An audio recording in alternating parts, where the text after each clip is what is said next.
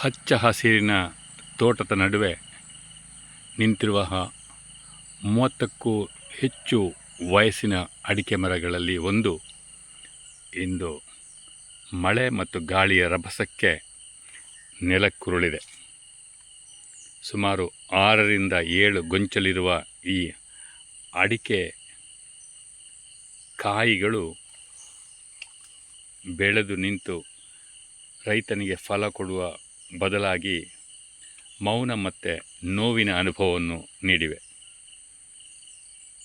ಈ ಅಡಿಕೆಗಳು ಹಾಗೆ ಉಳಿದು ಹಣ್ಣಾಗಿ ರೈತನ ಕೈಗೆ ಸಿಗುತ್ತಿದ್ದರೆ ಅವರಿಗೆ ಬೆಂಬಲವಾಗಿ ಬೆಳೆ ಸಿಗುವಂತಹದ್ದು.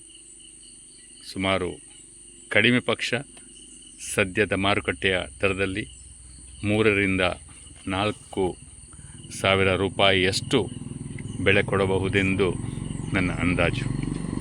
ಇದೊಂದು ರೈತರ ನೋವಿನ ಕತೆ. ಮಳೆ ಎಷ್ಟು ಅಗತ್ಯವೋ ಅಷ್ಟೇ ರೈತನಿಗೆ ತೊಂದರೆ ಕೂಡ ಕೊಡುತ್ತೆ. ಪ್ರಕೃತಿಯ ಆರ್ಭಟಕ್ಕೆ ಇಂತಹ ಹಲವಾರು ಮರಗಳು ಬೀಳ್ತಾನೆ ಇರ್ತವೆ. ರೈತರು ತಮ್ಮ ನೋವನ್ನು ಅನುಭವಿಸ್ತಾನೆ ಇರ್ತಾರೆ.